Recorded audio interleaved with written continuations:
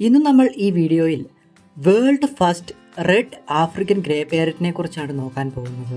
My pet പ്ലാന്റിന്റെ മറ്റൊരു വീഡിയോയിലേക്ക് എല്ലാവർക്കും സ്വാഗതം. മനുഷ്യരെ പോലെ സംസാരിക്കുന്ന ആഫ്രിക്കൻ ഗ്രേ പാരറ്റുകൾ എന്നും എല്ലാവർക്കും ഒരു കൗതുകമാണ്. ആഫ്രിക്കൻ ഗ്രേ പാരറ്റ് എന്ന് പേര് വരാൻ തന്നെ കാരണം അതിൻ്റെ കളറ് കൊണ്ടാണ്. എന്നാൽ ആ ഗ്രേ കളറിൽ നിന്ന് ഒരു റെഡ് കളർ ആഫ്രിക്കൻ ഗ്രേ പാരറ്റാണ് നമ്മുടെ കൺമുമ്പിൽ ഉള്ളതെങ്കിൽ ലേശം കൗതുകം കൂടുമല്ലേ. ഇന്ന് നമ്മൾ ഈ വീഡിയോയിൽ world first red African grey പാരറ്റിനെ കുറിച്ചാണ് നോക്കാൻ പോകുന്നത്. ഈ red African grey parrot 2007 Henny എന്ന ബ്രീഡർ അടുത്താണ് ഉണ്ടായിട്ടുള്ളത്. ഇത് ഒരു ദിവസം കൊണ്ട് സംഭവിച്ചതല്ല, ഏകദേശം വർഷങ്ങളോളം നീണ്ടുനിന്ന കൺട്രോൾഡ് ബ്രീഡിങ്ങിലൂടെയാണ് ഇവർ ഇത് അച്ചീവ് ചെയ്തിട്ടുള്ളത്. ഈ ഒരു കൺട്രോൾഡ് ബ്രീഡിംഗ് മ്യൂട്ടേഷൻ, അതായത് ഈ റെഡ് ഗ്രേ പാരറ്റിനെ ഉണ്ടാക്കാൻ വേണ്ടിയുള്ള കൺട്രോൾഡ് ബ്രീഡിംഗ് മ്യൂട്ടേഷൻ ഏകദേശം 14 വർഷം മുമ്പ് തന്നെ ഫോക്കൺ ആൻഡ് ആന്ത്രോപ്പൻ എന്ന് പറഞ്ഞ 2 വ്യക്തികൾ സ്റ്റാർട്ട് ചെയ്തിരുന്നു. അവരുടെ 14 വർഷത്തെ ഒരു കഷ്ടപ്പാടിന്റെ ബലം കൂടിയാണ് ഈ റെഡ് ഗ്രേ പാരറ്റ് എന്ന് പറയുന്നത്. ഈ റെഡ് ആഫ്രിക്കൻ ഗ്രേ പാരറ്റ് ജനിക്കുന്നത് ഹൈ റെഡ് ഫാക്ടർ ഉള്ള പേരന്റിൽ നിന്നാണ്.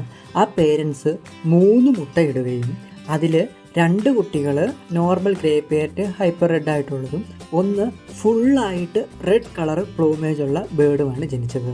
വിരിഞ്ഞിറങ്ങിയപ്പോൾ ഈ 3 കുട്ടികളും കാണപ്പെട്ടത് ഒരുപോലെയാണ്. കാരണം ഒരു ബേർഡിന്റെ കുട്ടി വിരിഞ്ഞിറങ്ങുമ്പോൾ തൂവലുള്ള കാര്യങ്ങളൊന്നും ഉണ്ടാവില്ല, അവരുടെ കളർ എല്ലാം ഓൾമോസ്റ്റ് സിമിലർ ആയിരിക്കും. കുറച്ച് നാൾ കഴിഞ്ഞപ്പോൾ ഒരു ബേർഡിന് മാത്രം ചില മാറ്റങ്ങൾ കണ്ടു.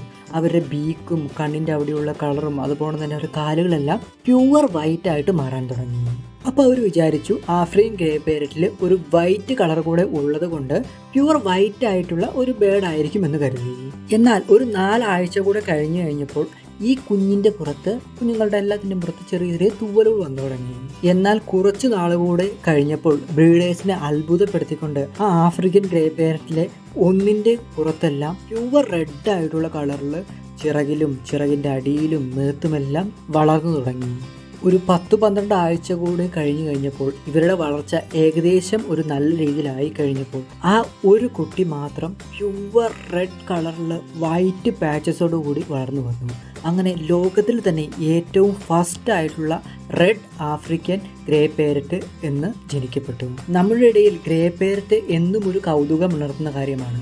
അതിൽ എക്സ്ട്രാ ഓർഡിനറി ആയിട്ട് ഒരു റെഡ് കളർ യുണീക്ക് ആയിട്ടുള്ള ഗ്രേ പാരറ്റ് കൂടെ വന്നു കഴിഞ്ഞപ്പോൾ അതിൻ്റെ കൗതുകം വളരുകയും ലോകം മൊത്തം റെഡ് ഗ്രേ പാരറ്റ് എന്നത് പ്രശസ്തമാവുകയും ചെയ്തു. എന്നാൽ ഇന്നും നമ്മുടെ നാട്ടിൽ നോർമൽ ആയിട്ടുള്ള ബേർഡ്സ് മാത്രമാണ് അവൈലബിൾ ആയിട്ടുള്ളത്. എന്നാൽ ഇങ്ങനെയും പലതരത്തിലുള്ള ജനറ്റിക് മ്യൂട്ടേഷനിലൂടെ പല ബേർഡ്സിനെയും ആളുകൾ ഇറക്കുന്നുണ്ട്.